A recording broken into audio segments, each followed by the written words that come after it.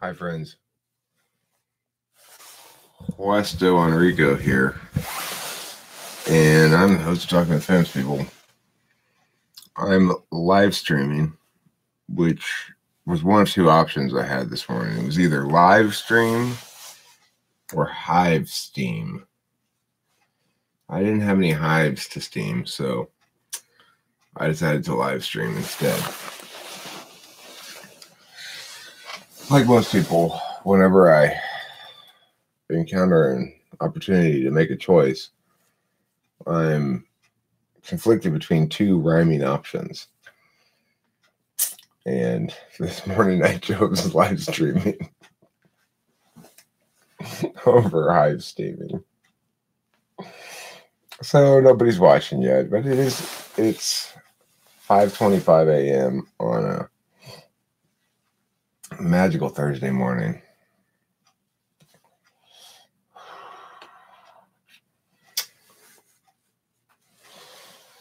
And as a general matter, of course, I would say that I feel rather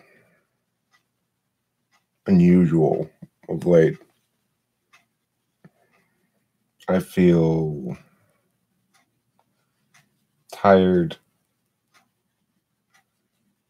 I feel less motivated than usual.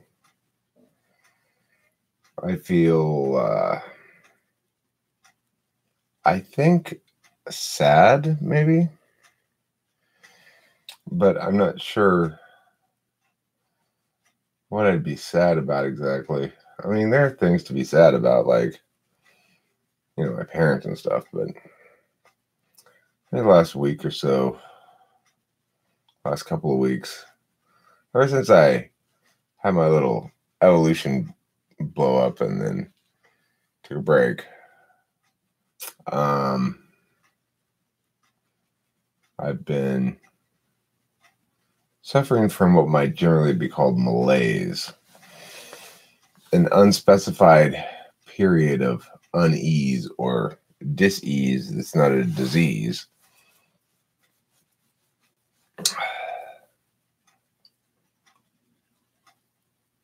I guess I've gone through this sort of thing before where,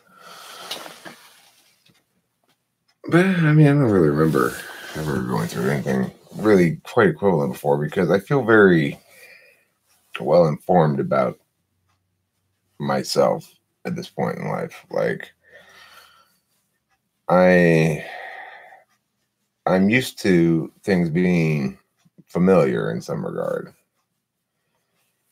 So it's unusual to have this state of being that's unfamiliar. What is that? Oh, I want to put all chat, not top chat.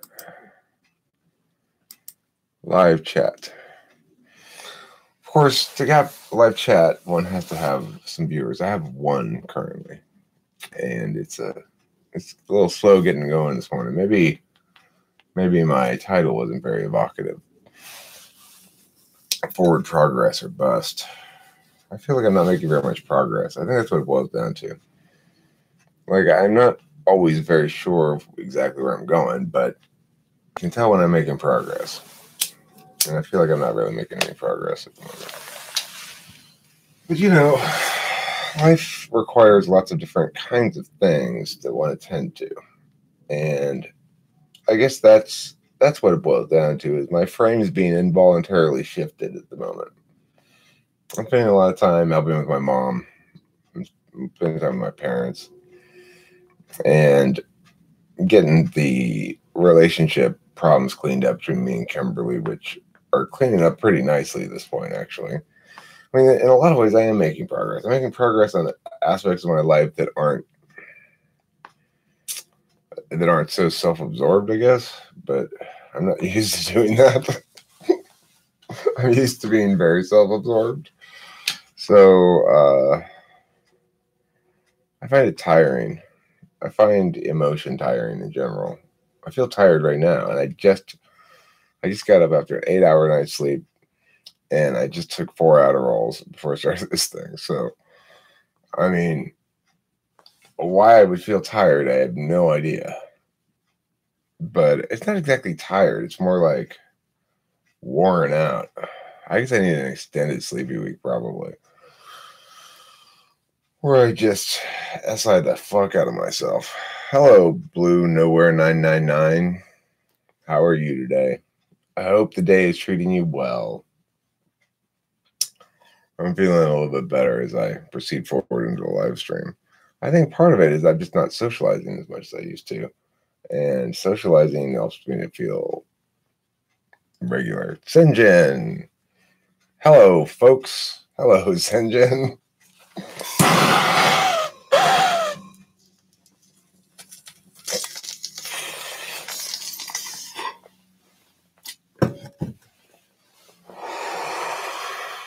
Folks is a funny word. It's almost always used in the context of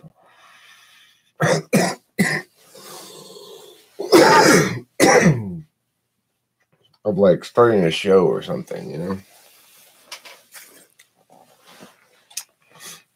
I'm doing okay. I wouldn't say I'm doing particularly well comparatively to normal, but there's no reason for me not to be doing well, except I'm just experiencing this general malaise. I think it has to do with feelings that I'm not making progress enough.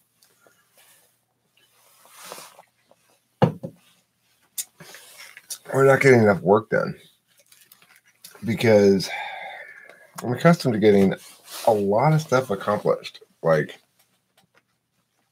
making lots of videos at least, and songs and stuff like that, you know. But right now I'm on a less productive stretch of time. And of course, the question is progress towards what? What kind of progress are you wanting to make? Or another question is,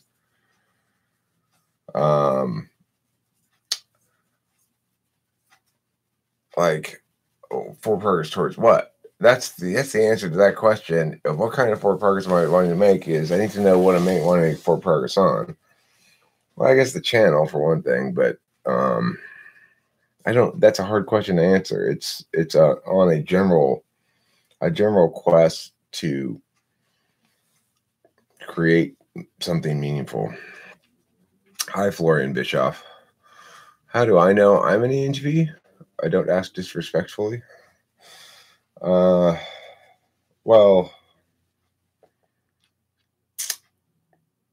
it's a good question. How do I know I'm an ENTP? Or are you asking how does one know if they're an ENTP? I mean, I know I'm an ENTP because it's just everything that I understand about cognitive functions and everything I understand about myself all say ENTP.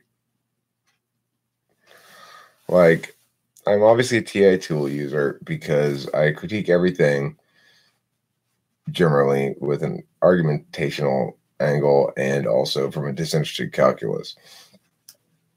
I'm very objectively self-critical, and I have been my whole life. And as far as the extroverted intuition goes, well, if my understanding of the definition of extroverted intuition is correct, which is to say that it's generating a lot of possible ideas and such off of existing nubs that are presented as either in the sensory field from SE or from my memory or from prompts like this, you know, which are sort of on the metaphysical plane, the equivalent of sensory field prompts, then it would seem to me that's what I'm doing all the time. So that makes me NETI, and that makes me ENTP. I mean, the thing is, I've never doubted it or had any questions about it at all.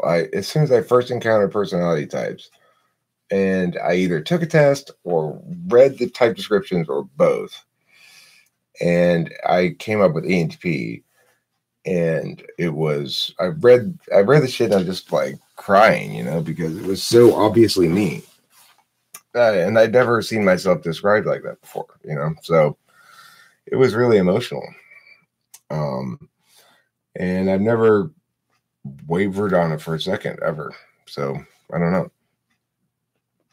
I just feel like if I'm not an ENTP, then I don't know anything at all about cognitive functions, and nobody else does either.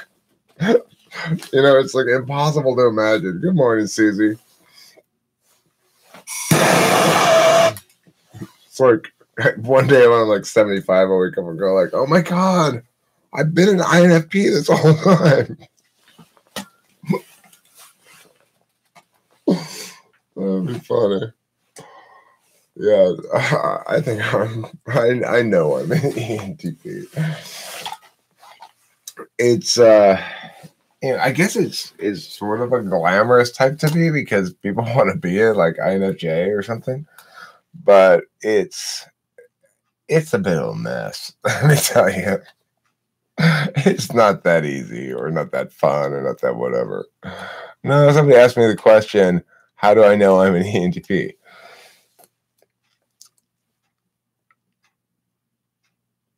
Someone said I'm an ESTP. Ooh, who has said that?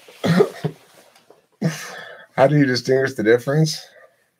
Well, for one thing, almost all of my action is metaphysical in nature, which is to say, I do take a lot of action, but it's all talking. So that's not consistent with ESTPs. Yes, they can talk plenty, but that's something they do in between taking real action.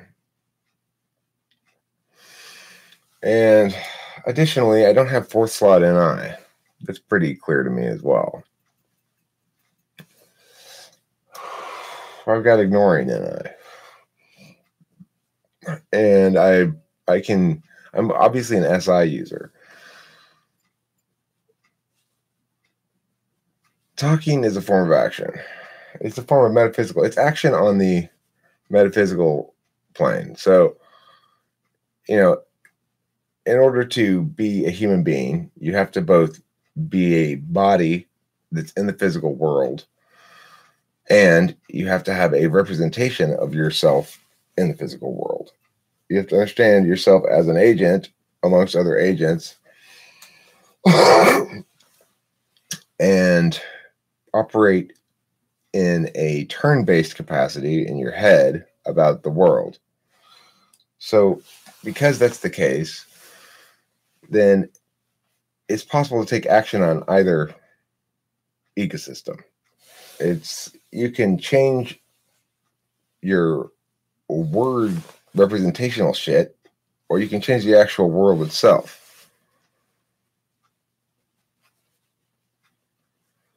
So, I'm also just simply don't have any particular prowess in sensory things, such as I easily get motion sick. I have slow reflexes. I'm, that the fast twitch, those fast twitch muscles. I don't seem to have those. And I've got constant NE spewing from my mouth, as Johnny Two Guns says. So you can tell from the humor, you can tell from lots of different ways that if somebody's an ENTP or an ESTP. ESTPs are much more straightforward, and they're much less playful, like verbally and ideationally, than ENTPs are. ENTPs, if you go, somebody goes up to you and goes like, "Let's play story idea makeup thing," and an ESTP will go like, "That's fucking stupid." And ENTP will go, "Ooh, goody!" We're just not as cool, frankly. It's like, yeah, they're playful, but it's more crude, right? It's less like, it seems like shit with ESTPs. They're very sexual. They're super sexual people, and I'm not that much. I like to make jokes about sex. Like I like to. There's this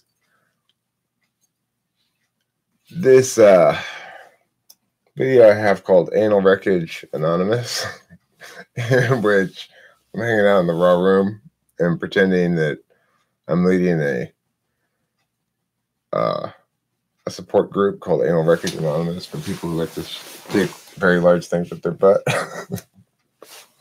That's the sort of sex stuff that I like poo-poo pee-pee jokes, you know, but yeah, I'm not an ESTP. If I were an ESTP, I know for sure I would have been a lot more effective with women.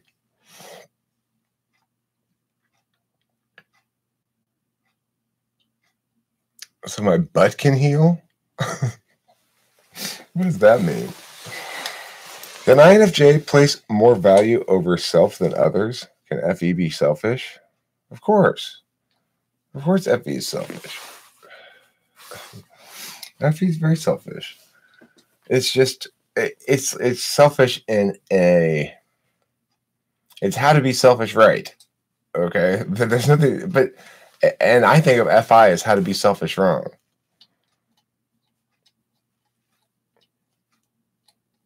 You know my best friend C.S. Joseph? Does C.S. Joseph get anything right, in your opinion? I'm sure he gets some things right. I'm sure if you asked him what time it was, he'd be approximately correct in his answer.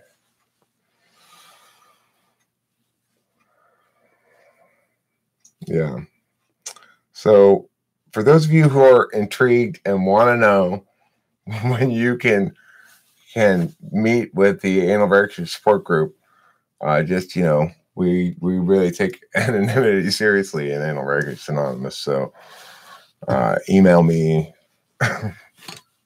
And in the meantime, try not to stick anything larger than your fist up your ass, okay?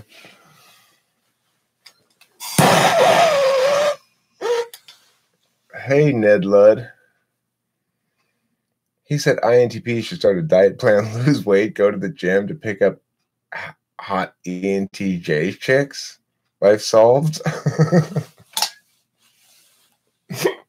All right, now listen.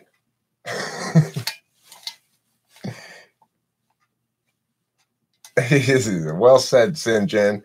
FE, being selfish and getting away with it. FI, being selfish and making sure everybody will notice. Yeah. You know you got FI in the mix when you stomp your foot. Okay, that's called not playing it cool. Well, of course, INTPs. Listen, guys. Hey, guys, listen.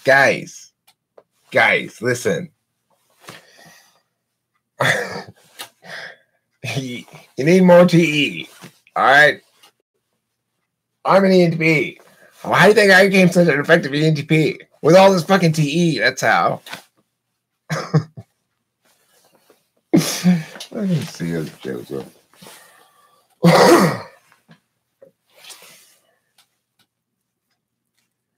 Yeah, TE is the source of what we just got to remember, everybody. Guys, listen. Everything I say explains to you that TE is the single universal value. Okay? So, you know, we're all our types under the umbrella of TE godhood. My husband would say he sees FI, but the rest of the world sees FE from me. Well, that means you're really good at it. Well, that's why, you know, it's like Kim and I were having a fight some time back, and I was telling her basically, you know, I need you to show real remorse for your wrongdoing, for being mean to me and stuff, you know. And then later on, I realized I don't need to see real remorse. I need her to do that FE thing. I need to her to put on the FE show of losing. You know, listen, Eric, I'm really sorry. You're right. And blah, blah, blah, blah. I need to hear that shit. I don't care about her fucking feelings. You know, it's like I want you to be fair. That's not real remorse. What I'm asking from her, the thing that I call real remorse, that's a FE thing. It's a little display that you give when to show that you can lose graciously. What's TI? It's this thing that you put on the tip of your dick to make sex better.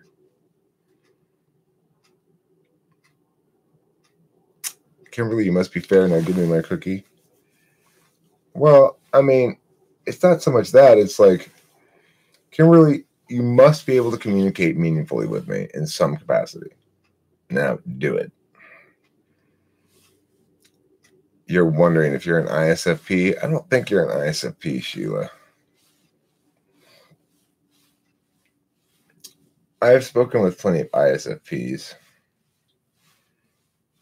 ISFPs have a quality of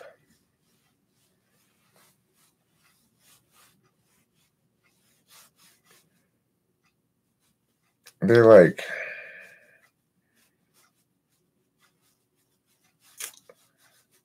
I don't know. I don't want to say anything about it because everything I think about ISFPs, it's like I like them and respect them, but the things I have to say about them sound disrespectful. So I don't want to say it.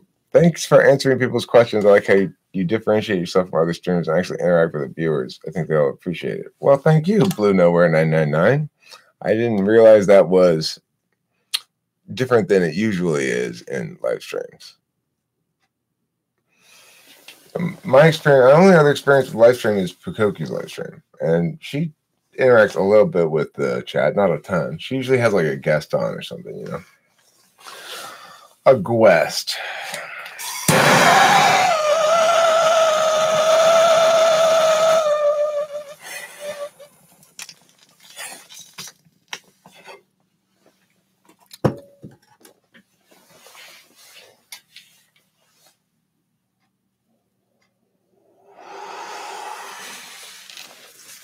Susie's gonna come over here and fix everything.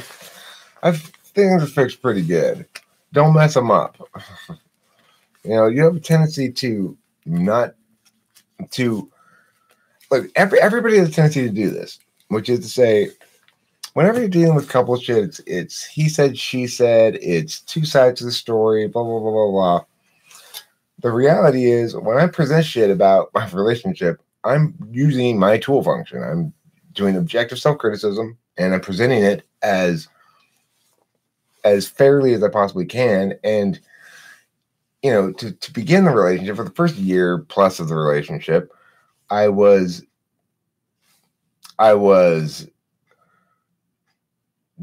TI was too much. It was like I was being too objectively self-critical, and I was just saying, okay, well, look, Eric, it can't be all her fault. You've got to find more things that you're doing wrong here.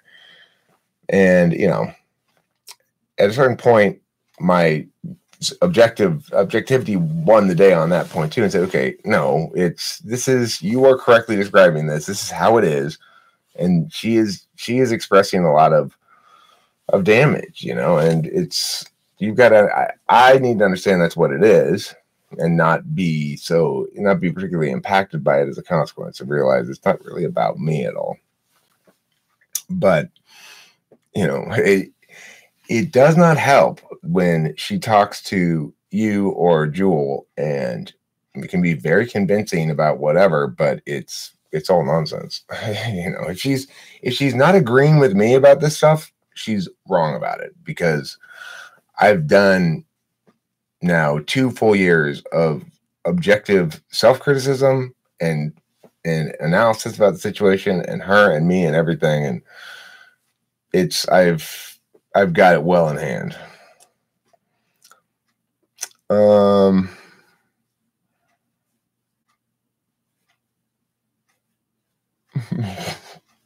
Susie,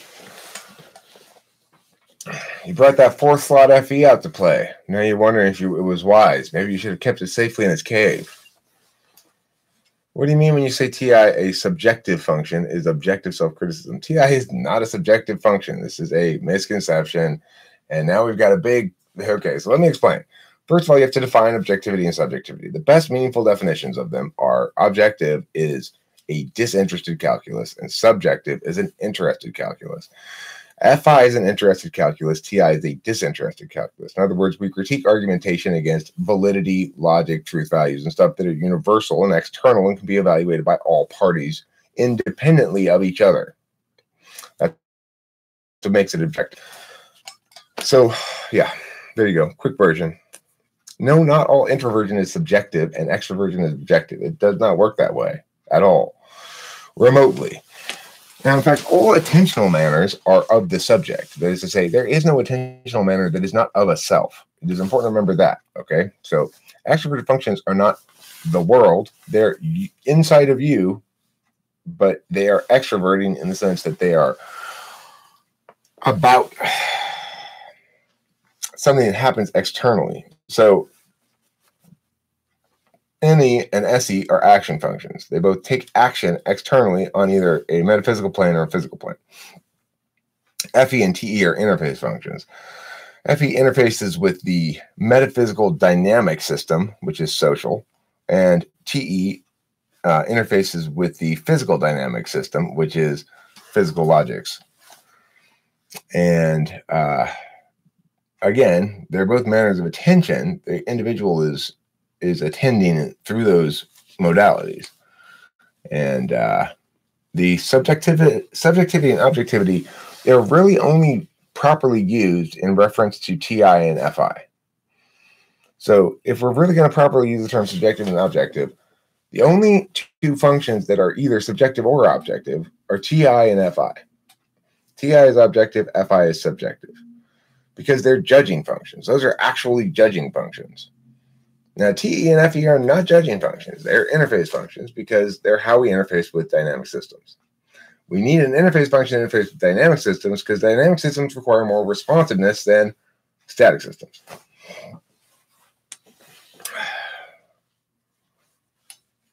Let's see. What personality type is Jordan Peterson? I think he's probably an E. He's probably an ENTJ, but he's a bit of a tricky one. I need to actually talk to the guy about something other than ideas to be certain about my typing of him. I need to hear, like, I need to be able to talk to him personally and interface with him so I can pull shit out and I can chase down trails. Because that's the thing I can't do with, like, typing people on video. I need to be able to have that to tug on shit and see what happens when you put pressure on certain points, see if it breaks, you know? That's how I type people. Gentle pressure, though, because, you know, they're clients. But pressure in the sense of argumentational pressure. Does having TI plus, I don't know what TI plus is, mean that ENTP sees individuality and humanity as physical thinking beings? SI? I don't know what's with the plus? Oh, plus SI. TI plus SI mean, I see. I got you now. Does having TI plus SI mean that ENTP sees individuality and humanity as physical thinking beings? I don't know how to answer that question. That's odd.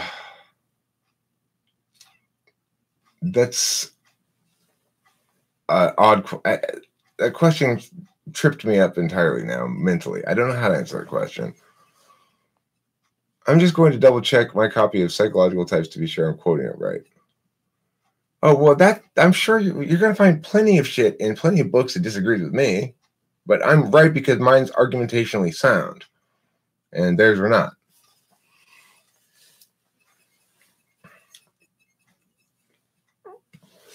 Fugahug Kayuk says that they're guessing ENTJ on Jordan B. Peterson.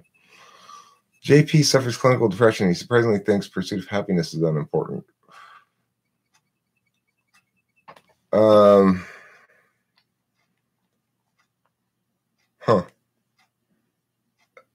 pursuit of happiness is unimportant. What does that mean to think that the pursuit of happiness is unimportant? How do you even think that? Like, how does that manifest as a belief system that you oughtn't to pursue happiness? Are there other moral imperatives that are contraindicative of happiness? Or,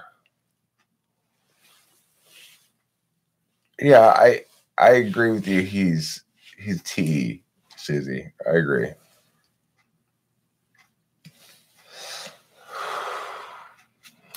That's not fourth function NI. That's second function NI, Sinjin. It's just your dominant function NI that doesn't think it's particularly impressive.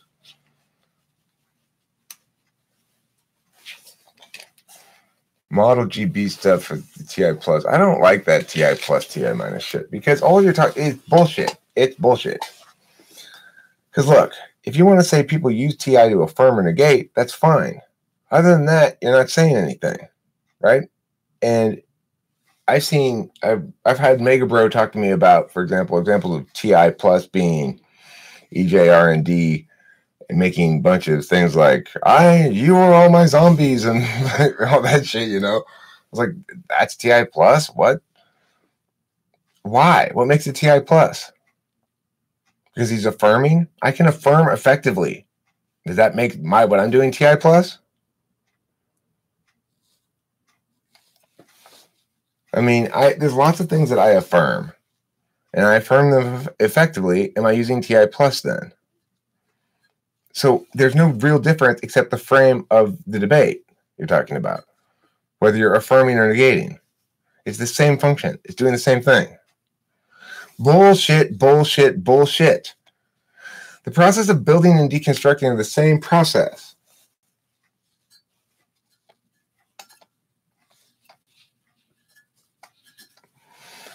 Well, I don't think you're underestimating it. I think you're seeing it for what it is, an overused tool function. An overused tool function and a non-reflective type.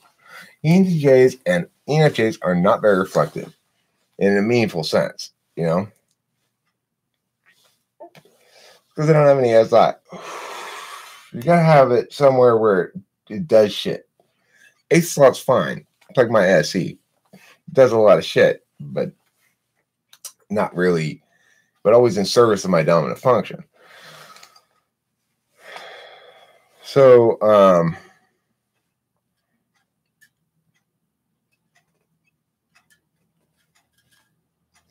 if it's that difficult to explain the distinction between TI plus and TI minus, TI plus builds, TI minus deconstructs, all you're talking about is affirming and negating.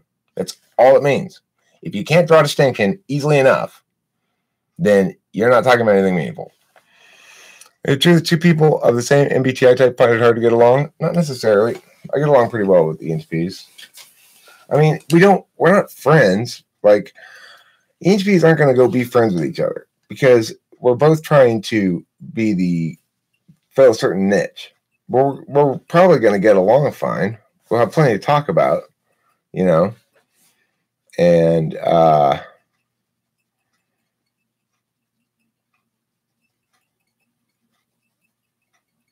was that TI plus right there? TI minus crystallize, deconstruct, TI plus build. I see. So if I say this contradiction shows us something affirmative that I'm affirming, then it's TI plus. And if I say this contradiction negates something that you're affirming, then it's TI minus. Is that what you're saying? It depends on type. You should look up Socionics intertype relationships. Both are TI plus. So TI minus would be, can you give me an example of it? What function is at work when someone uses devil advocate against their own belief system? TI. The process of asking you questions. So getting information with TI is TI minus, but putting information with TI is TI plus. How is it annoying, Susie? The reason it's annoying is because you can't answer any of these questions with a meaningful answer. I find this TI signing often just another way of blocking TI with SENI or NESI. What's TI signing? I don't know what TI signing is. Oh, you mean the plus or minus? Oh, okay. I see. I was half a step behind you there. Well, I want World Socionics Society to answer this question too. Did you HPs get along well? Because my answer was, I don't know if you just got here or not. My answer was basically, we get along well, but we don't really end up being friends.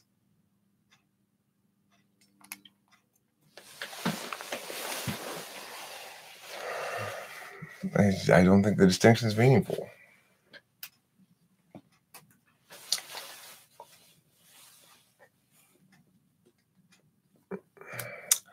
The usual problem is that they want to feel the same niche in social setting, but types that don't really need to fill in roles in social settings, INTJs, get along better. I think there is camaraderie, but also competition for the same IM space. I'm not sure what IM stands for, but I agree with you. And is it in my ass space? Are you part of the Anal Wreckage Anonymous support group, Jack? Is that possible? Because I'm part of that group too. Yeah, until I joined Anal Wreckage Anonymous, I had a problem with I shoved like a whole guitar up my ass, and it hurt. Now I'm down to just like this. This is constantly up my ass. It just happens to not be up there right now, but. Yes, you should join. I'm not sure when anybody's welcome to join. Anybody who's got a problem with anal wreckage is welcome to join. And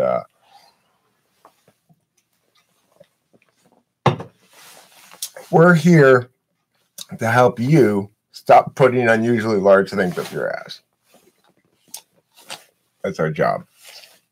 It's our calling. Will NI in the fourth slot jump to conclusions because of missing information?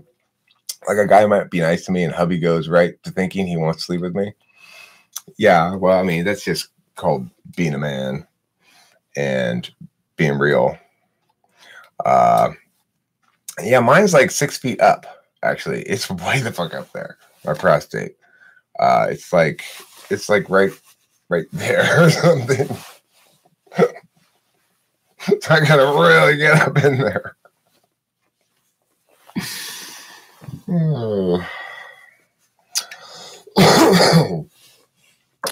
Yeah, so Jack understands because Jack is somebody who is, like myself, I think, somebody who's as textbook and ENTP as you're going to encounter.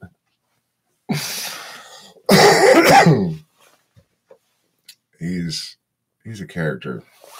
The thing that's interesting about him is he embraced his identity so much younger than I did. It's like I had no idea who I was or why I was so weird or what was wrong with me.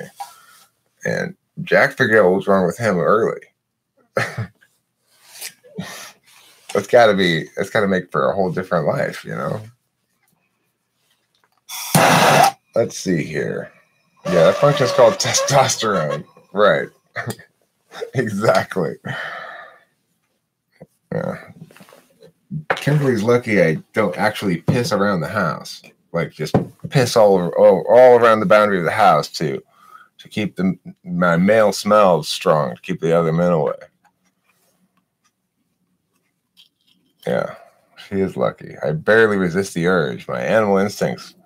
Every time there's a full moon, I find myself walking outside and unbuttoning my pants. I'm not sure if I'm there to fuck the wildlife or piss all over everything. Testosterone equals stupid. No, it doesn't. Although we do have a very, very, very sensual raccoon around here. Ooh la la. I haven't determined if it's a female yet, but it equals bald. Yeah, it does equal bald. I got a little bit of testosterone, that means. All right.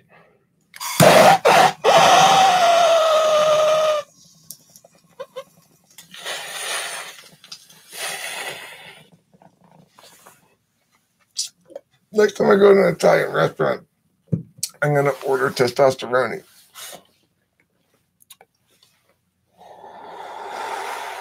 Excuse me? With marinara? What kind of pasta? Testosterone? It's like angel hair, but with more testosterone. We don't serve that, sir. Well, you should. All I want to do is go to a restaurant, like get a steak and potato meal. Go. Is this potato russet? Yeah. Ooh, I only eat Yukon Gold. Can you take it back, please?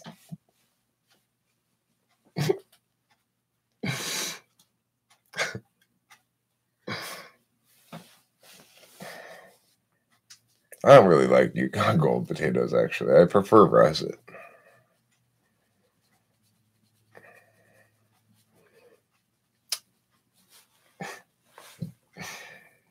You know, the other thing I thought I'd like to do is start, in general, making advertisements for products that I like and putting them on YouTube. Like,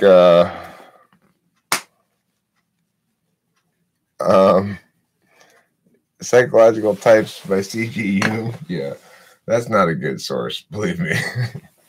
You don't want to go to Jung for cognitive functions any more than you want to go to the Wright brothers for advice about airplanes.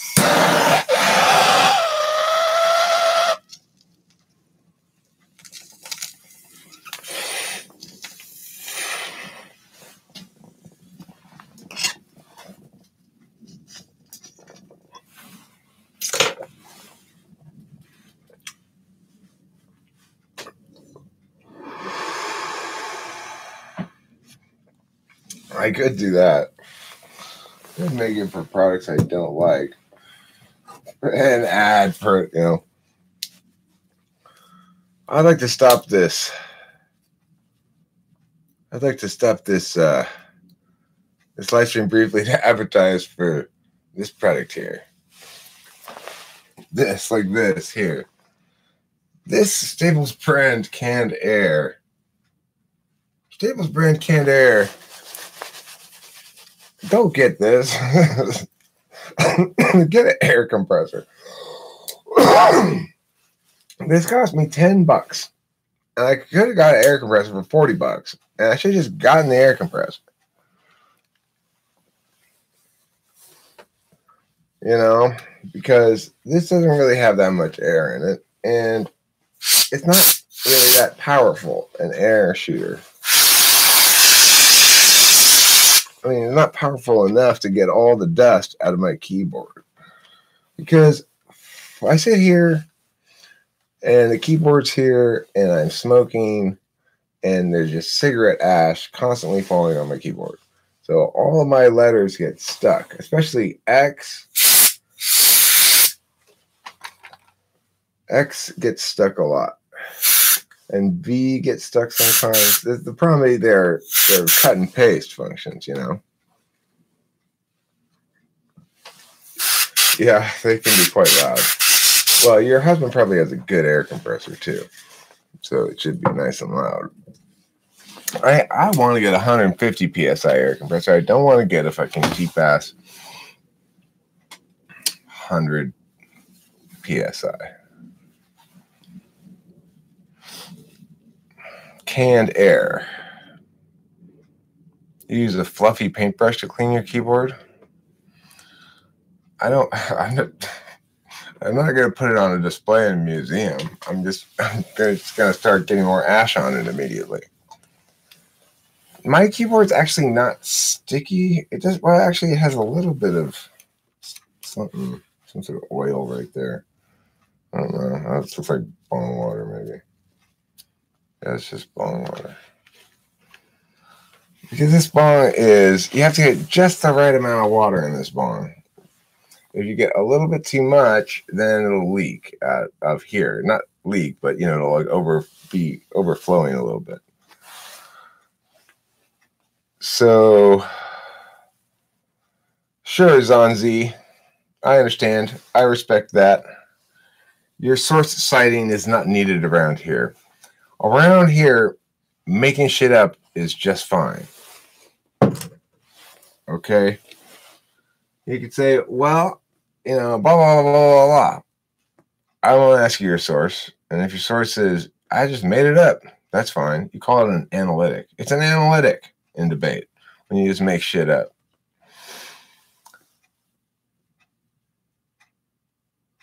If you have a negative sign, you are competent in both positive and negative values. The positive sign is only competent in the positive aspects.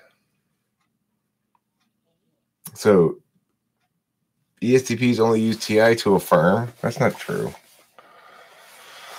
Making shit up is just fun, so I can peddle a bunch of Alex Jones level conspiracy theories. No.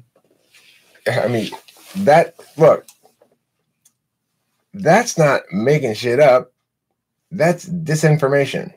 What I'm saying is it is fine to use your own creative intellect to solve problems. You don't have to cite somebody else or accept somebody else's work on that uncritically.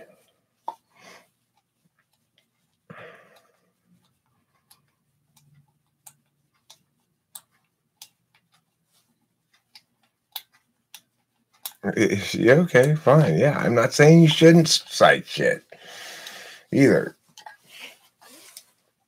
And I'm sorry for jumping to conclusions regarding how you were using the data that you were citing. That was wrong of me, Zonzi. It was wrong, and I shouldn't have jumped to that conclusion.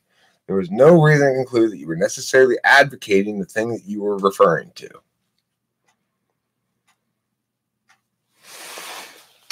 Jungian purism. I'm a Jungian purist, okay?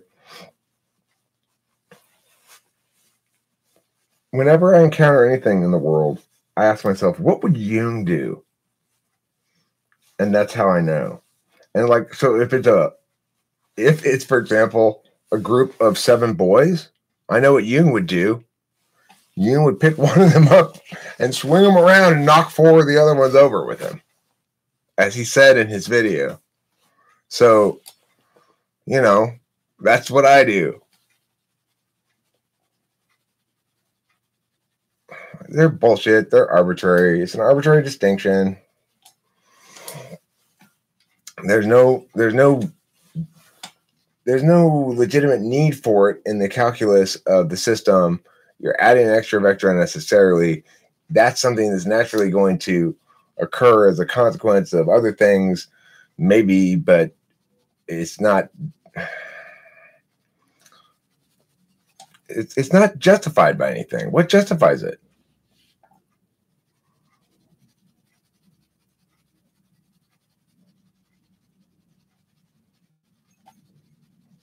Oh.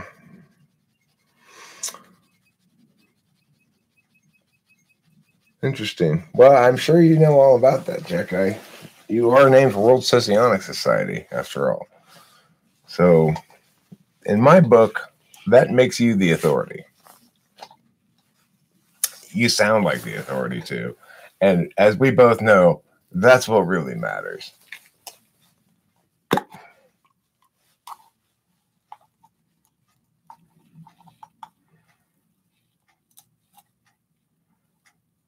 Que pasa?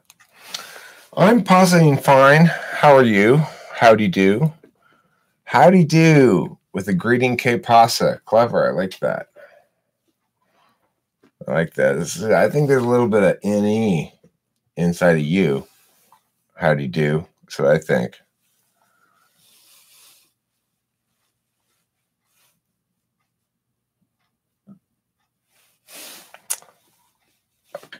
Jack's fine words are fine words.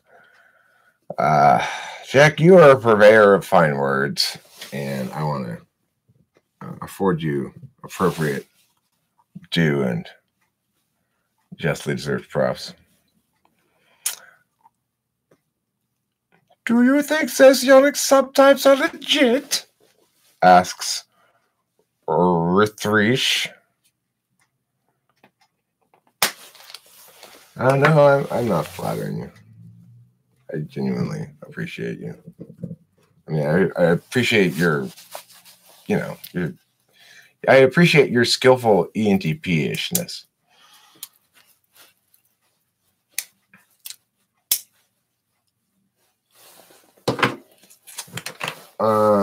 So let's see what I'm looking at here in this. That I have missed anything. Usually I miss a couple. I go back up. I see a couple I've missed. I'd go to the Wright brothers for their reasoning on how to generate lift through a mechanical frame. It's the logic behind the product that's important to learn. Boom! Zon Z with the fucking right hook. I didn't miss that intentionally. It's a good point. That's snappy. That's on audio here on YouTube. I don't know what that means. I don't know what that's referring to. Oh, it's psychological types, maybe. Maybe it is on audio here on YouTube. I don't know. Zon Z.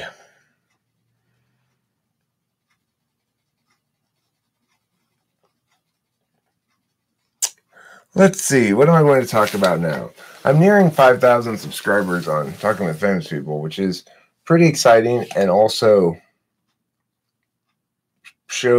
demonstrative of what a slog it is, like how difficult it is to acquire subscribers, because I guess I'm probably pushing up on 6 years now, and it's tough, you know. It's a tough battle for viewership. It's a tough battle for just generating that much content. Sometimes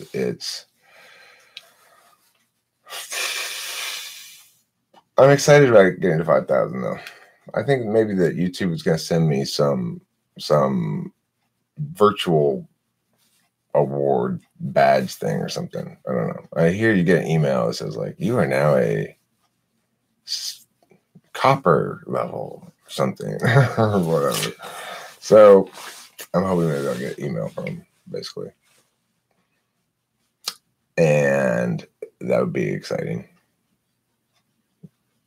And I'm planning a video. I started doing notes on it on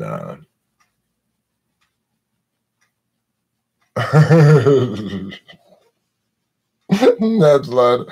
That's hilarious. You need a pretty face like DSP has, Shannon. You have a disembodied voice called Kimberly.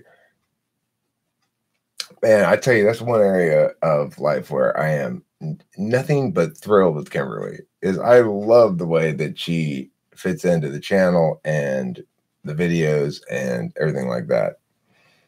I didn't know what perfect would look like, but that's it. And that's something I remind myself of periodically when other aspects of the relationship are less. Daddy long legs, get away. Nobody likes you. Go right there. Go let the spider eat you. This daddy long legs is playing with fire. It's gonna go either into the spider web or into my burning flame if it gets too close to me. But right now it's just over there looking at the light bulbs. Enjoying some light bulb time. Do I think Alex Jones intentionally spreads information of questionable validity, or do you think he's genuine in his beliefs?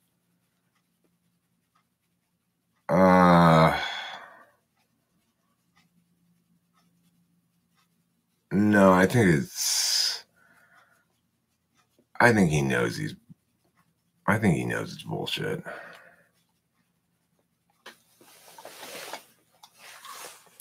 His description of SI sounds like someone with an illness, which sort of makes sense. They're all based on observations of mentally ill in his clinical work. Who is that you're talking about? Some guy? Some guy. So Zonzi, you think he's not he doesn't think it's bullshit, he doesn't know it's bullshit? Zonzi says, I think it's neither. I honestly think he has no critical filter and is very naive on conspiracy details. I mean, no, that naive? Like there has to be an active avoidance of any kind of of confirmational metric, where you go, all right, well, what counts as a fact and what counts as not a fact, and what falsifies something and what doesn't falsify. Yeah, you can't possibly be that.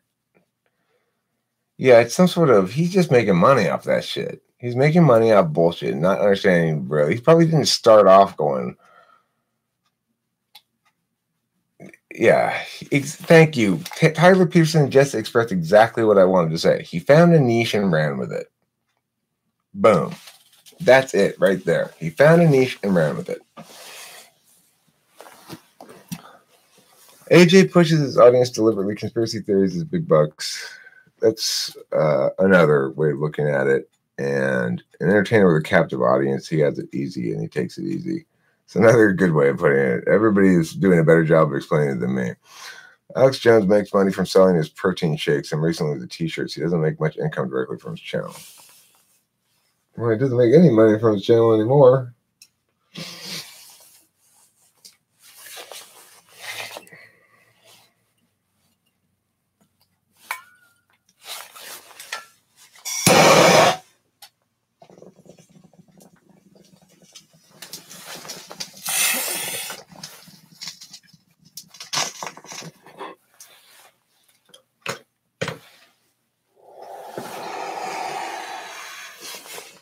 The thing is, I don't think it's a good thing that they ban that shit. It's like people believe in professional wrestling, but they don't, but nobody goes, no, I didn't see. Mike Matthews asks, did you see his video when he broke into Bohemian Grove? No, I didn't. That's interesting. He broke into Bohemian Grove. What did he find in there?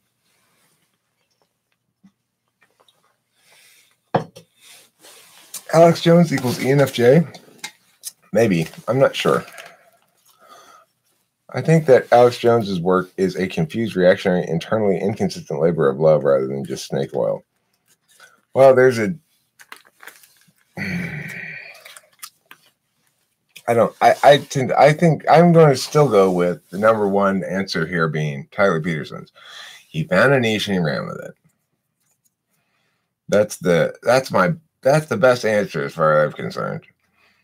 And I don't think he really ever realized at the beginning of it, like, oh wait, these people are really fucking really believing this, like. But I don't know. I've never spoken to the guy, and I can't type people I can't speak to. I can just give some people I might be able to type another EHP. Sometimes I'll spot an EHP in the world and I'll think there's another one of me. But occasionally initial impressions of people I think seem like EHPs turn out to be ENFPs when you test their TI a bit or when you get into TI type things.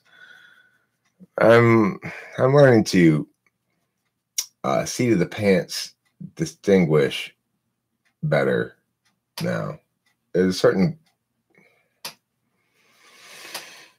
I'm becoming better and better able to identify examples of TI in natural conversation when people talk in ways that might not necessarily seem like TI. Like simple self-corrections are good examples of conscious TI.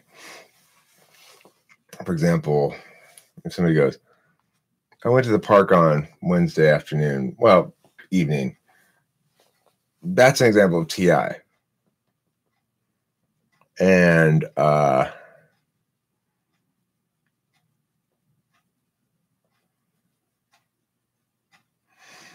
it's one that probably people who are typing other people don't think to note anything about at all, right? And probably if you talk to a lot of typologists, they wouldn't say that's TI, but that's an example of conscious use of TI right there.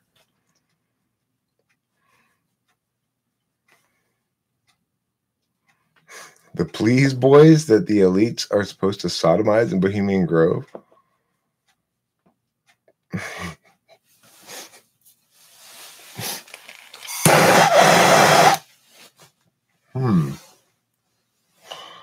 Which of the 16 types has the potential to do largest damage to people when gone to the unhealthy bitter state? I think it's INFJ. What do you think?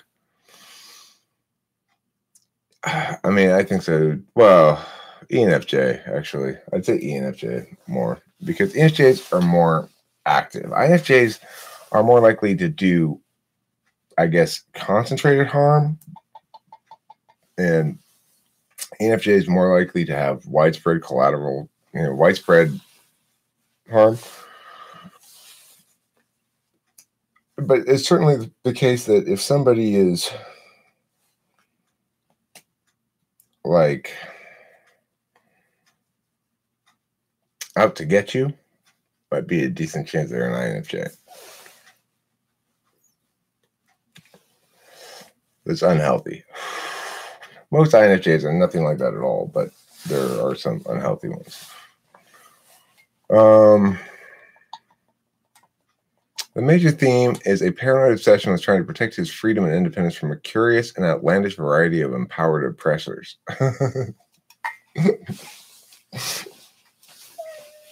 Who's threatening our freedoms today, Alex Jones?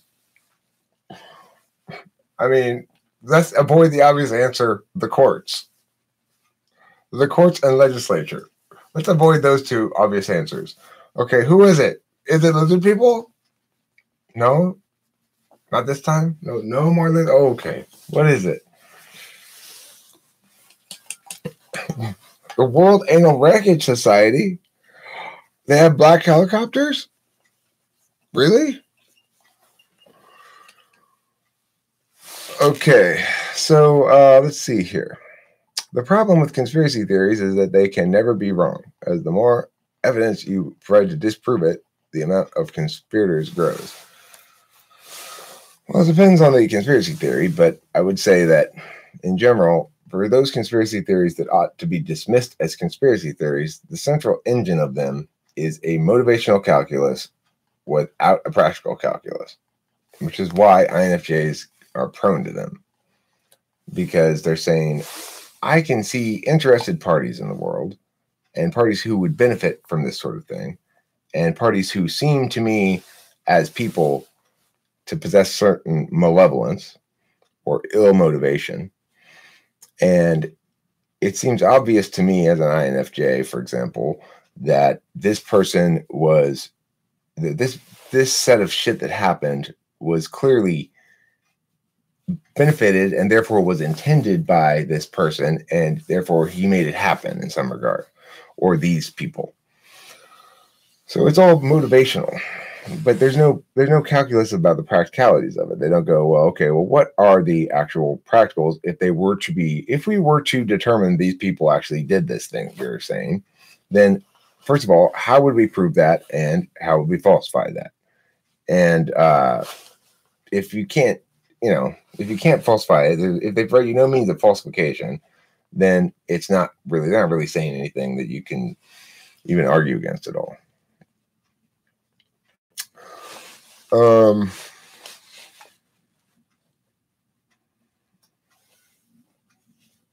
Really it boils down to Himmler and Pol Pot versus Hitler and Mao. Okay, I don't know about that, but I don't disagree with it. I just don't really. I can't type people I can't talk to. The rich and powerful have really weird hobbies. What else is new? Right. I need to debate conspiracy theorists. I don't. I mean, I debate arguments. I debate against specific arguments. So if somebody's, I ask them questions. It's like I have debated. Sort of, not debated, but I've talked to Kestrel about the moon landing thing, and I asked him some questions. I began with questions like, okay, well, so you don't think we went to the moon? Okay, so do you believe in escape velocity? Like that things do have, that it is possible to have escape velocity.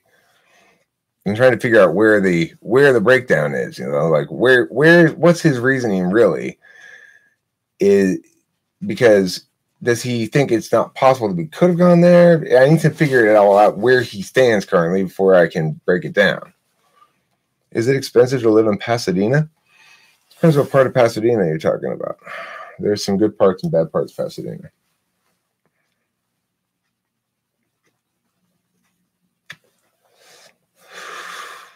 Alex Jones claimed that while at Bohemian Grove, he was approached by a young man and young woman in masks that asked him to sodomize them as part of a ritual. Being a very well-mannered gentleman who always taken to heart the advice when in Rome, he provided the requested service. Type famous people you haven't talked to. It involves looking at quotes to determine quadra value and looking at their successes and failures to determine their weakest undervalued IME. Weakest unvalued IME. What's IME?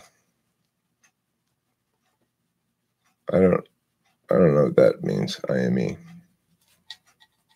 Oh, information metabolism element. Yeah, I don't really know all that stuff. So, okay, well, that might be a decent way to approximate, to come up with an answer, but I don't feel confident typing people on there unless I can talk to them. It's just, I don't know. I don't mind hazarding guesses about celebrities, but I don't position them as much more than that. Oh, so IME means cognitive function? Oh, okay. That clears things up a lot. Thank you. Thank you for that simple answer. I used to think it's INTJ, but actually it's a lot easier to protect yourself from their malevolence since they are so straightforward. Scarier ones are INFJ since they always seem one step ahead. Yeah, I've never had one working against me per se, or I mean not actively, like in a bad way, but I've seen it. I know Taylor's experienced it with Katie's mother, who's quite an evil woman. The flat Earth obsession with density only makes sense due to gravitational mass being a thing. They hate when that's brought up.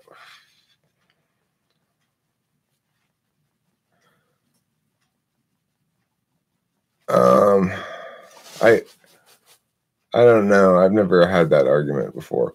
Somebody asked, give us a conspiracy theory you think might be true. Well, I don't believe the official narrative on 9/11. That's the only one I can really come up with that I feel counts as a conspiracy theory, or that some people might think of as a conspiracy theory that I agree with. But I mean, it's important to remember that I'm making specific claims here. I'm saying I don't agree with I don't believe the official narrative on the matter. I think that there are indications that suggest pretty strongly that it was an inside job of some sort, and the reasons. But I don't have any. But having said that, I don't have any further claims about it. Really, it's not like I'm providing an alternative. I'm not saying here's what did happen. I'm just saying Building 7 remains completely unexplained, and that needs to be with it's a smoking gun. So that's a conspiracy theory that I think is legitimate. NFJs probably, because I think it's just because they see things as motivational matrices, and they understand cause and effect as being a function of social agency rather than, say, protocols. Protocols represent TE's concretization on the metaphysical plane. Here's a bunch of rules and protocols of that we have to do it this way because these are the protocols, not because that you're evaluating this moment and making a decision, right? So there's a tendency towards those who prioritize NI, meaning like whole truths about social dynamics, with blindness towards the practical or protocol dynamics of things, then that results in conspiracy theories. All right, Zonzi's got to bounce. Good stream. CI. CIA as well, Zonzi. Good contributions today. You get 5 points, 5 stream points for you. A strange coincidence that he did not go to work or his children. Who? The owner of the WTC. Has anyone seen interviews with him? Oh, that guy? Yeah, I just, it's so, the whole thing is fishy as fuck. The short selling of airline stocks prior to the day, like not that long in advance of it, and stuff like that, it's all fishy. I ponder them, but there is just too much missing info for me to believe one way or the other. If I can't prove it, I can't take a side. Well, that's very TI realized of you, Sheila. You're mature in your third slot TI. And I'll tell you that those of you who have FE TI 2-3, ISFJ and INFJ, are happiest, most satisfied when you've got clear understandings of things and things are logically sensible to you. Like yesterday, Kimberly was freaking out. She had a little meltdown yesterday because, I mean, Mike Matthews, regarding the Vegas shooting, when you say so many inconsistencies, like Kimberly knows somebody who was there at that Vegas shooting. So, I mean, and here on the West Coast, you see people with like bumper stickers, like the Vegas shooting, I have no reason to doubt at all. It's a strange event in that the individual who did it seemed to have no reason to, right? Like, but that's where conspiracy theories start, is doing motivational calculi.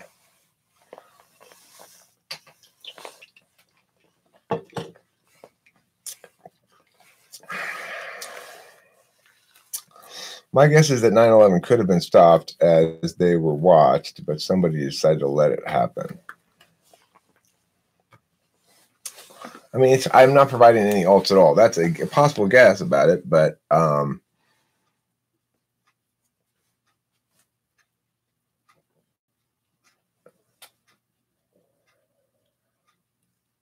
Chris says Arabs with box cutters have nothing to do with 9/11. I'm tend to be of that school of thought. I mean, I think I don't make a whole lot of definitive claims about it. I'm just saying the official story is bullshit. So I'm convinced of that. What's the ultimate con man function stack? It's the ENFJ. The ENFJ is the ultimate con man. They're the salesmen, the car salesmen, the people who sell big ticket shit, the most effective real estate agents. Although ESTJs are also very effective real estate agents. They're both interfacers, you know. The ENFJs are better at the selling part probably, but the ENTJs or ESTJs are good at the TE stuff. And, you know, as long as you got your TE in the dominant slot, your FE is not bad in 8. Same with the ENFJs. So they're the ones who both have the impetus to see things as utilitarian, like, well, what's the utility of this conversation to me, which is sort of inherent to the con man, and the capacity to socially work the dynamic system of social relation. So, can't INTJs use a motivational calculus too because they see the utility for the person that takes an action?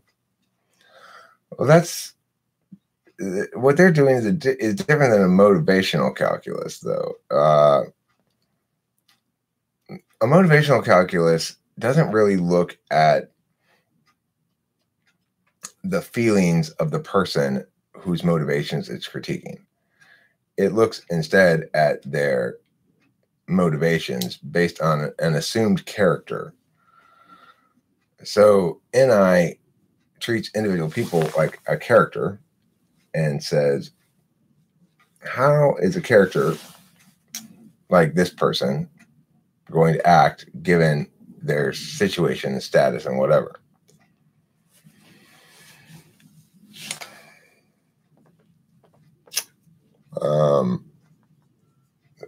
Whereas INTJs are more likely to resonate with the person's actual emotional state and say, this person really wants, but it's going to be about a total different kind of thing, right? It's applied towards different matters. Whereas the actual motivational calculus of the FE user is not applied towards the emotions of anybody per se, but rather the motivations based on an assumed character. The INTJ is about an actual person and their actual emotions as they exist in front of them. It's like a real life interaction for INTJ and a social critique of some sort for the INFJ. Do I like the band The Doors, and what type is Jim Morrison? No, I don't really like The Doors, although I like one or two of their songs. And Jim Morrison was probably an ESFP, I would guess. 9/11 could have been stopped easily, but our government was compelled to let it happen. I don't know why. Was compelled. I mean, what does that mean? Did somebody else compel the U.S. government? Or, I mean, it would seem to me that there would be elements within the U.S. government that would make the decision to do that if that were the case.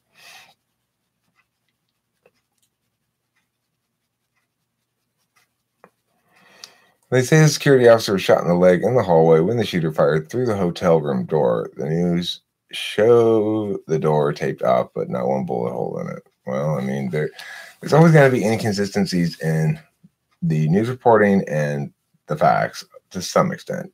I mean, if you're detail oriented enough, you're going to find some sort of inconsistency between various news reports and or various pieces of data. But the question is, what are we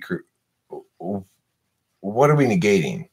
You have to understand, you always got to understand what it is you're negating and what it is you're affirming if you want to make meaningful statements about things like that.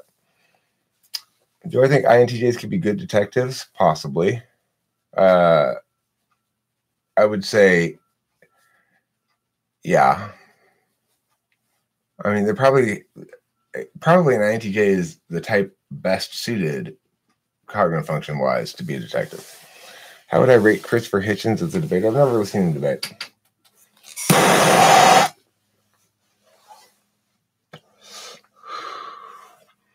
Messy conspiracies equal conditional logic with inductively populated if-else statements to steer a narrative toward a desired result. Non-messy conspiracy events that break down under deductive scrutiny.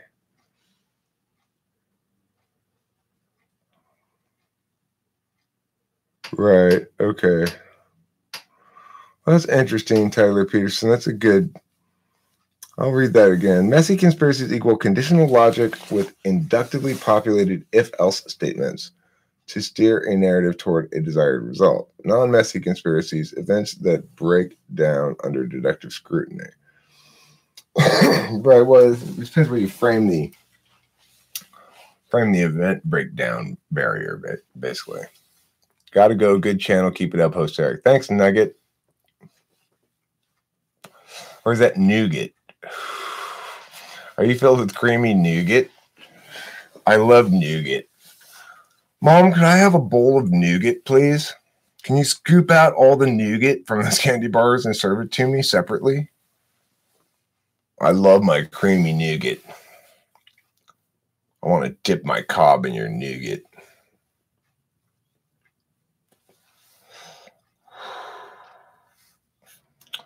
What type are asshole police officers who follow you around and bully you?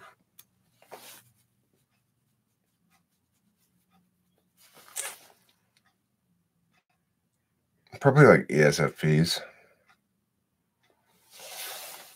But they could be like ESTPs or maybe STJs. ESTJ might, I guess. ESTJs are much more likely to be by the book, though, I suspect.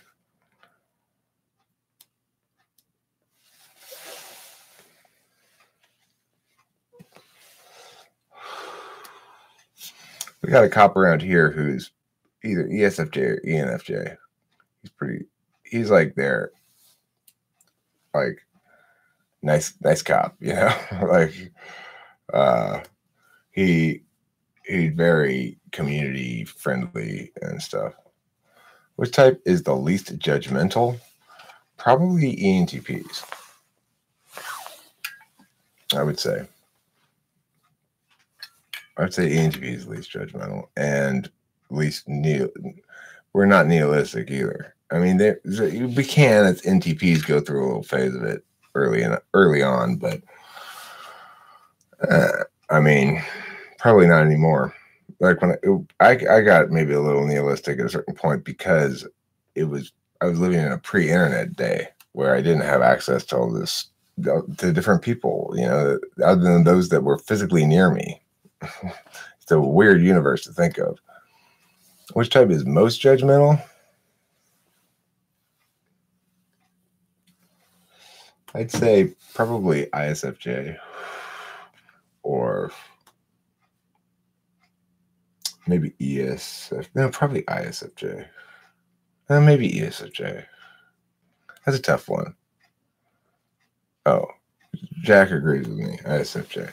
ISFJ is pretty judgmental. But, you know, the thing is, it depends what you mean by judgmental. If you mean like cross her arms and go, I cannot believe that. It makes me so mad that they did it. That's ISFJ for sure.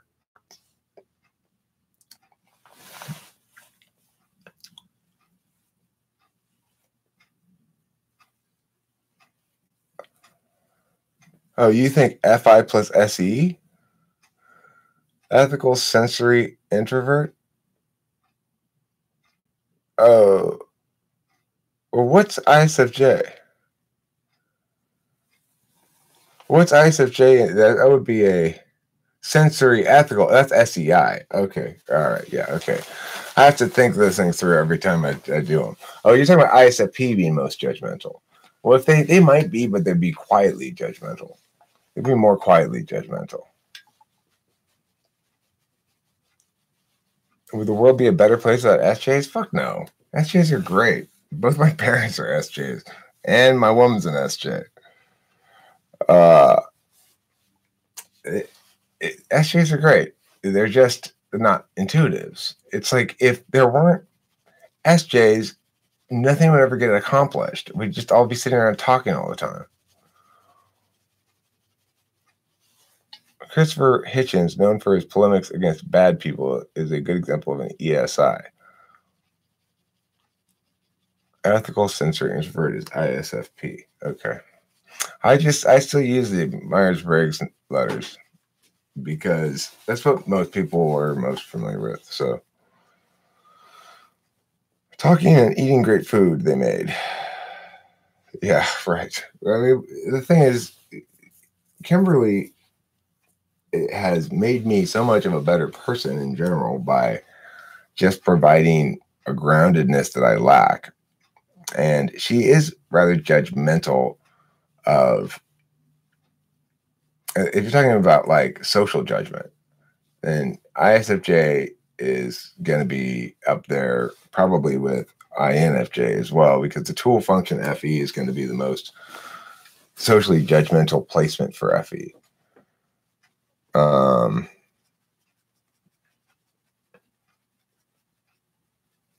Well, I mean, look, I understand ISFP as being SEFI. I don't understand them as being any type description or anything like that. I understand them as being their cognitive function stack. So it doesn't matter to me what you call them. ISFPs, you want to call me SI, I don't give a fuck.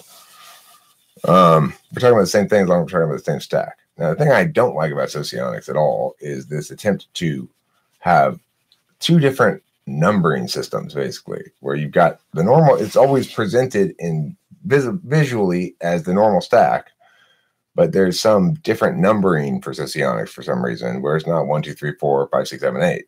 That bugs me. Why is it that way? I don't know.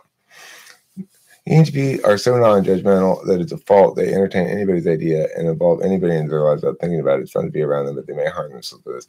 That's absolutely correct, AK Reborn. We do have a tendency to appear to others anyway, careless in our company. As I say, we'll associate with some fairly seedy characters.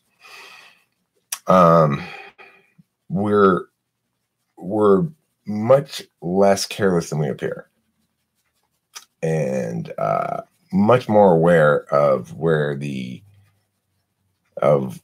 dangers are than it might seem. But we also understand part of the reason for that is because an ENTP assumes that they can kind of control the narrative, and usually can. One way in which I've always controlled the narrative is to play nativity in a certain way, such that I afford the purportedly seedy character ample and obvious assumptions of, like, I assume the best, right, in a way that is visible, or I can see that the other person can. They read my nativity as assuming that they're a good person and not going to be doing anything crazy or seedy, and really that's what that person wants more than anything, is to be treated like a regular person. The person that people think is seedy wants to be afforded by somebody that is seen as upstanding, like me. In general, by many people, I'm seen as upstanding anyway. They want to be seen as legitimate and like a regular person, and so when you afford them that basic courtesy, they almost always live up to it. Let's see, and that's called being manipulative. but the only, it's not always, that's not a normal situation we're talking about there. I'm talking about, like, I have not that long ago hung out with some pretty fucking seedy characters. So, not really hung out with them, but, did a little business with them. I think they number it differently in stacks of action, deliberate, and knowing interface. Oh, is that how their numbering works? Okay. 1, 2, and 5 are valued, and 3 and 4 and 7 and 8 are unvalued. Oh, okay. Wow.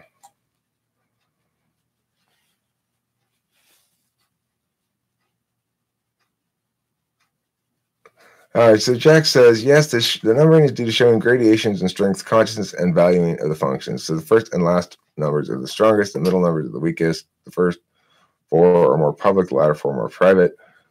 1 and 2 and 5 are valued. 3 and 4 and 7 and 8 are unvalued. Do ISFJs struggle a lot with seeing objective relations between ideas and facts? What would it look like can you give me an example of an instance where somebody would struggle with seeing objective relations between ideas and facts? Like, I guess that would be,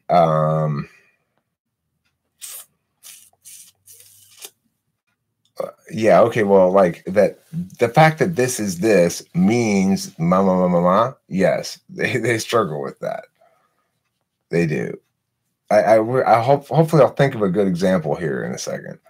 I have curiosity. Are you familiar with DISC? The owners of the company I work for want to use this on restructuring their employee infrastructure and color code our workstation so we know how to approach one another. That's so fucking dumb. I've heard of it, but I'm not versed in it in any sense. There's 7 different dichotomies of teleport function. Model A tries to present them all in an ordered way.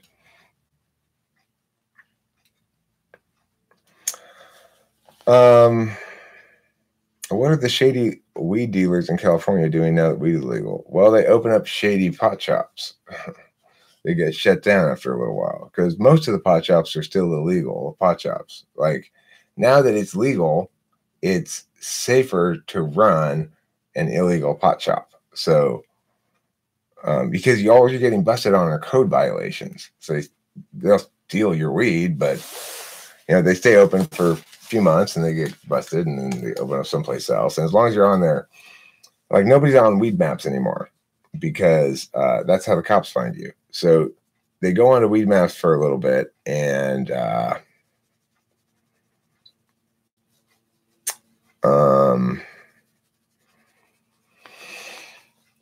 then you're on their text list, and so then they'll shoot you text, this is our new location. And then as soon as that gets popular enough or busy enough that the cops' attention is drawn to it, they either shut down and move again if they're smart, or they get busted. And then it takes a longer time for them to send you another text saying where they are because they had all their weed stolen. Okay, so let's see here. I have an ESFJ who is always asking me to do things like, can you go to the store and get me this or get it up and help clean? I never ask her to do a thing for me. She's always judging me and what I'm doing. Are you sure she's not an ISFJ? ISFJs do that.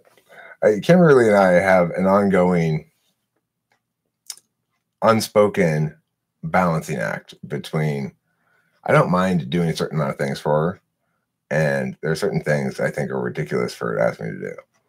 And when she asks me to do something I think is ridiculous, like, for example, if we're both sitting down and at the restaurant and she wants sugar, she'll go, can you get me some sugar from the other table? And I'll just look at her. I'll be like, say, I'll get it myself.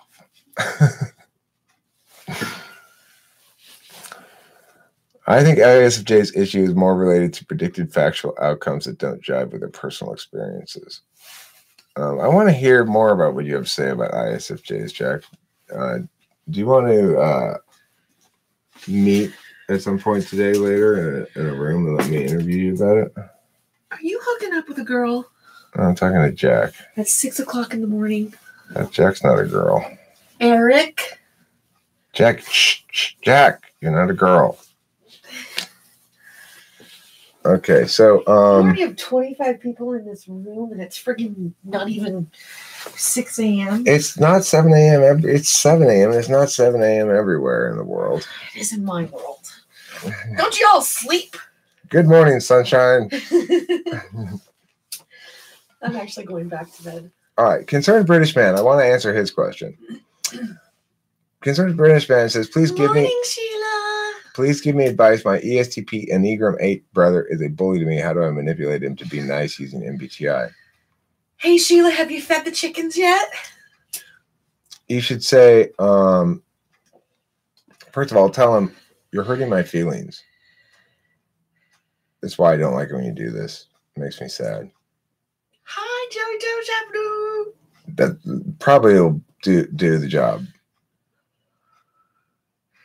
And but if that doesn't work, then if he's genuinely likes to like sadistic, then at that point, you're gonna have to establish dominance.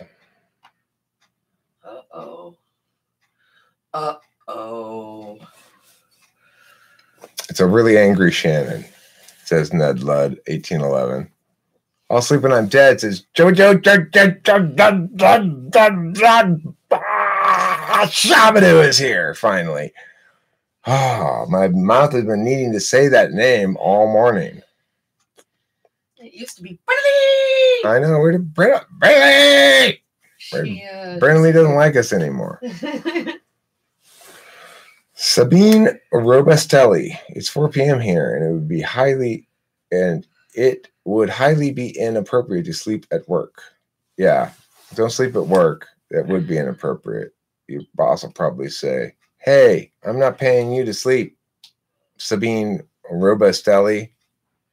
It's 3 p.m. where Ned Ludd 1811 is." That's mine and Eric's bedtime. 3 p.m. Okay, well, that's my nap time. That's my thing. nap time. I've taken naps like every day the last week. Even yesterday, I took a nap when I was in Long Beach.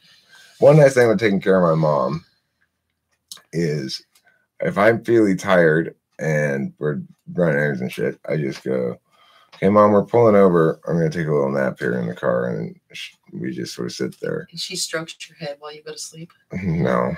She hopefully stays. Whips out her tit.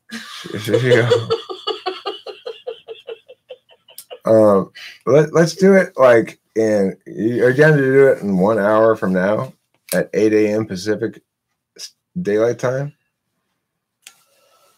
Good morning, World Socionics Society.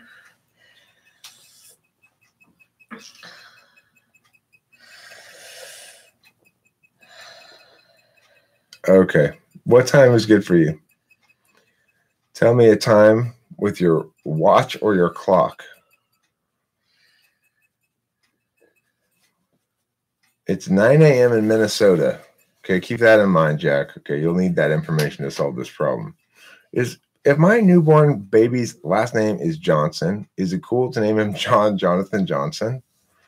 In Eric's eyes, yes. Okay, well, if the last name is Johnson, you've got a lot of choices. Okay, you could go with Johansson as a first name, Son Johnson as a second name, and Johnson as a third name. So Johansson, Son Johnson, Johnson, which is a pretty good name. 4 p.m. in Germany. It's 4 p.m. in Germany. You can do 9 to 10:45 tonight. Okay, is that your time or my time? Is that England time? You're in England, right? 3 p.m. to 4:45. Ooh. You're asking me to plan far ahead. Uh-oh. Can't we really do anything at 3 p.m. to 4:45? I'm working. You're working then? Yeah, remember I've taken 2 days off because I went into the basement. Because you had chicken concerns. Chicken anxieties. Yeah. Well, I guess chickens made you chicken.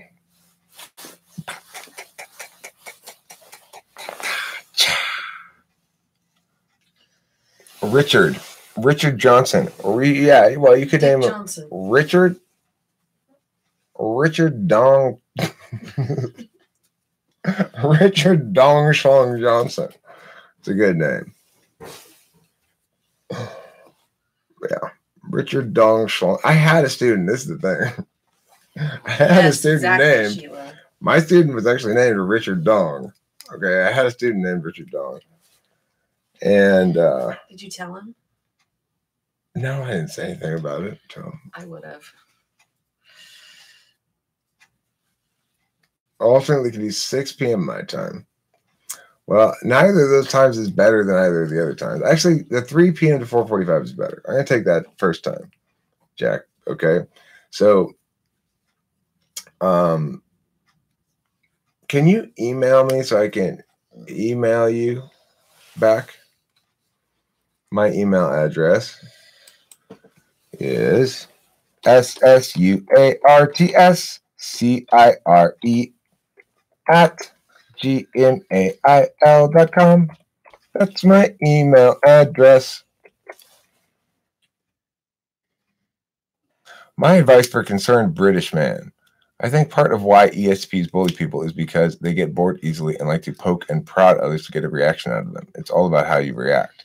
If you get riled up and start fighting back, that will encourage the behavior to continue. The important thing is to play it cool. If they can't get a reaction out of you, they'll probably give up. I'm not an ESTP. Honestly. That may or may not be true. I mean, the thing is, it's not a very satisfying way to deal with it, though. It's like saying it, you know, just don't react to it. Just don't respond. I mean, the thing about inciting behaviors is they're designed to compel you to react or respond. Okay, good night, everyone. I'm going back to bed. Good night, baby. Long day for you. What are Kim's thoughts on Obama and Trump? Hey, Kim. What do you think about Trump? What do you think about Trump? What do I think about Trump? Yeah, somebody wants to know. He's a little embarrassing. He's embarrassing, she says. What do you think about Obama? I don't like Obama. What do you think about which president do you like best? I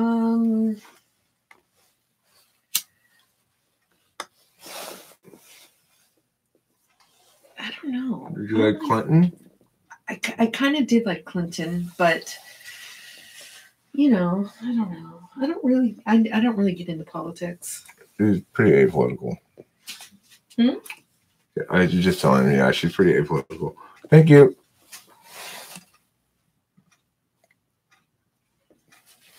So yeah, that's what her perspective on politics is, but she always votes. She's got all her I voted stickers.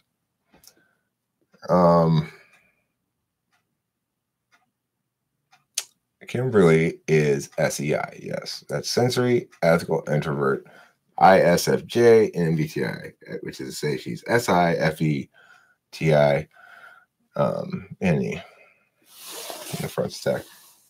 She's my dual. What? Living large. Do you have a dual too, Jack?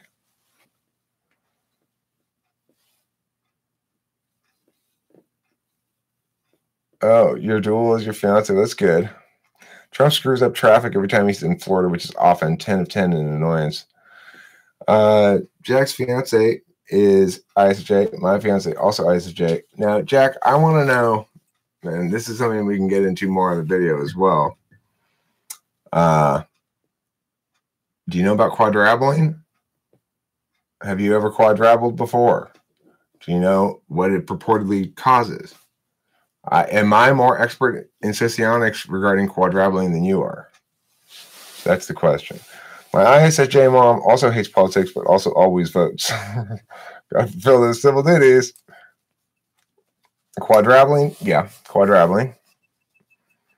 I must be talking about the only single most important thing in socionics? Yeah. That's right, I am. Talking about quadra-blin. So for those of you who don't know, to quadra-ble is to sit around a table. There's a square table, okay? And exactly in the room, exactly these four. One of each member of your quadra. So it'd be me, ENTP, an INTP, Kim, ISFJ, and ESFJ. And we all sit together and we chat for about an hour or so, let's say. That's called quadra-blin. Now, what Socionics tells us, I read this on some Socionics website sometime a long time ago, is that to quadra-ble causes elation. Elation. Okay, not just happiness, not just pleasant feelings, elation. All right, so if you are currently suffering from elation deficit syndrome, let's say you have too little elation in your life, then what you need to do is quadra-ble. Quadra-blin is, I'm going to additionally posit here, I'm just hypothesizing, but I'm pretty sure, probably one of the best ways to cure cancer. If you quadra-ble enough, you will be well and full of elation all the time. Now, it is possible to be too elated, so you can't quadra-ble constantly. You can only quadra-ble 80% of the time. Okay, at most. So yeah, have you quadrupled before, Jack? And did you experience the elation? Was it too intense for you? Could you withstand it? With our FI polar, we do have better elation resistance than a lot of people. Germans are assholes. Hulk Hogan. If you're standing in line at a store in Germany, you have rigid social etiquette, and if you violate the rules in any way, they get aggressive and shout. Really? What is their rigid social etiquette? It's like stand straight. And you don't want it to get too intense.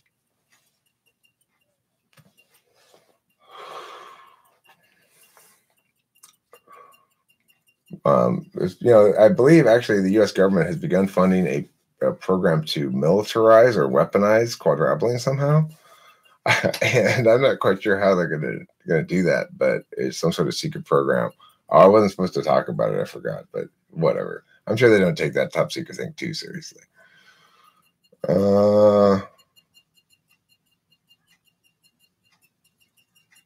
Florian Bischoff, Florian Bischoff? Is not true that you would yell at me if I violated the rules in any way in line? Like what cause if I if I chew my gum too loudly in line, is that violating the rules? Das ist verboten! Nein! Nein!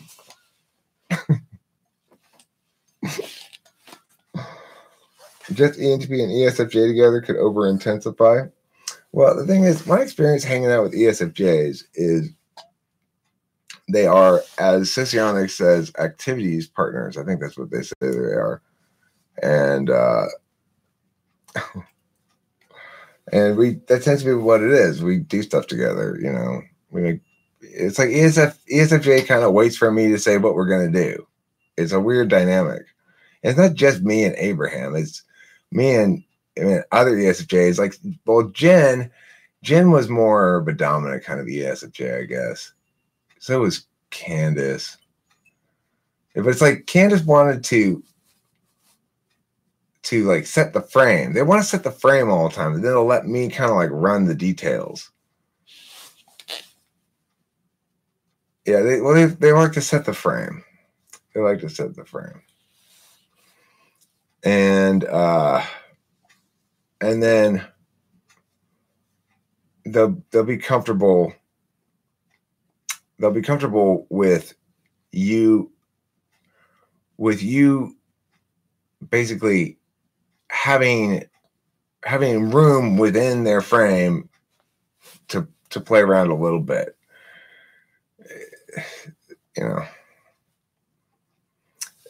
They can be challenging. Candace, my ex-wife, she was an ESFJ who was constantly making me do all this effy shit. Like, okay, stand here for these pictures, and now, no, we're going to go over there. We're going to greet those people. It's fucking... That's what I felt about that. Florian Bischoff says, I prefer not to engage in too German behaviors. I'm not that German. I've only been to Stuttgart like 3 times. That's all.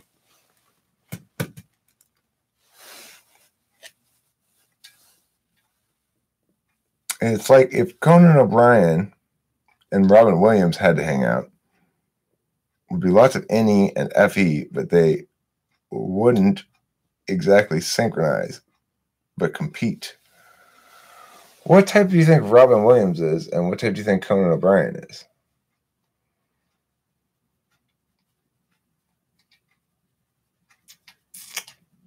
I don't know. Oh, you think Robin Williams was an ESFJ? I agree with you on Conan O'Brien, but I didn't know. I kind of thought Robin Williams was some kind of FI type.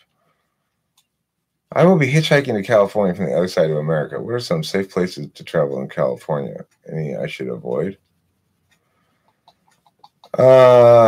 California is less safe in the north than in the south. The south is pretty safe. I mean, any place, the only dangerous places in California really are San Francisco, Oakland kind of area up there. I mean, in like maybe like Compton or something. But as long as you stay out of San Francisco, Oakland area, you'll probably be fine. It's up there where you get like the leftist bullshit has produced this awful culture of like aggressive homeless criminals and stuff, you know. So I'd avoid San Francisco and Oakland. Robin had depression, but focused much of his energy on giving off happy emotions to others despite internal pain. He just did more and more externalizing. Why do you think he was depressed? Why do you think people have depression in general? My dream is to visit the Redwood Forest. Is it always due to damage, or is it something else? The Redwood Forest, you know what? Have a better dream, Sheila. Dream that the Redwood Forest will come to visit you. Why should you have to leave your house? Why is it the people have to go see the trees? Why can't the trees come see you?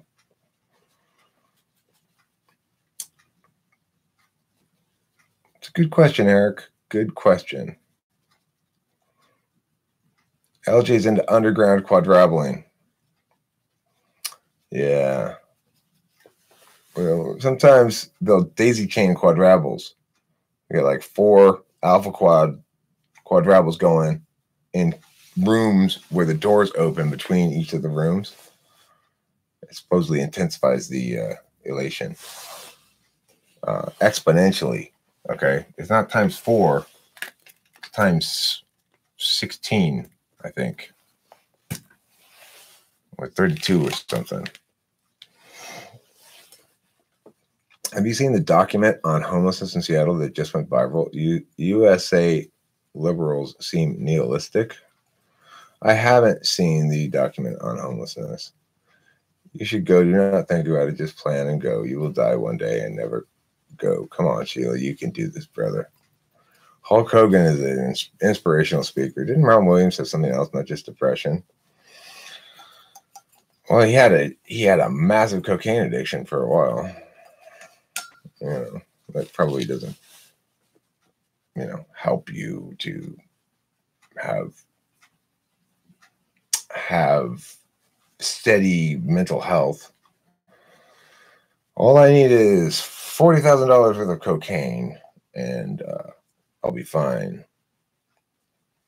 It's like that song by Lil Peep. Lil Peep, who tragically died of a drug overdose. What do you think are some practical steps to mitigate homelessness? It's a question I think about fairly often, LJ, because we have some homeless problems around here too. And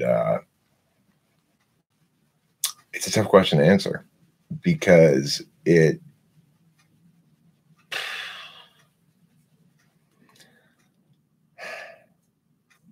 thing about it is homelessness is caused because of a respect for rights in some regard, that we respect people's rights to use the public space, and the courts have ruled that cities cannot compel homeless people to leave the public space unless those cities also provide them somewhere else to go, namely provide them housing of some sort, presumably. So in some regard, I think it's important that we respect rights, and the public space is the public space, but the public space is intended to be used by the public, and homeless people render it unusable by the public functionally. Like, you know, there's this big, beautiful park near my house called Goleta Park, and I won't go to it, and nobody goes to it because it's full of homeless people. So there's something that needs to be done about it, and I'm not sure what that something is. One of my thoughts was, okay, well, if the courts have ruled the way that they've ruled, then maybe we can centralize this place for them to go, and say, like basically say, look, if you're going to be homeless, you got to be homeless in homeless town. And homeless town's over here. And we'll provide some basic services, and it'll just be this sort of fucking lawless, sprawling, awful ghetto dumping ground in the middle of nowhere. But of course, the thing is, the only way you could do that is to say basically, I think the only decent way to do it would be to incentivize these people to go there in some way, and then just accept the reality they're going to go there and then they're going to leave again, and then you're going to have to incentivize them to go back in some way. Give them, it's like the homeless town needs to provide enough preferable alternatives to being homeless in a regular town to make it the desired destination of homeless people. Yeah, they do often have drug addiction, so I'm sure there'd be a lot of drugs in homeless town, and it would be an awful place. And but the thing is, to the extent that it's necessary to allow us to have a civil society in which public spaces are once again functional public spaces and not the living spaces of those who do not provide for themselves adequately, then we're going to have to do something about it.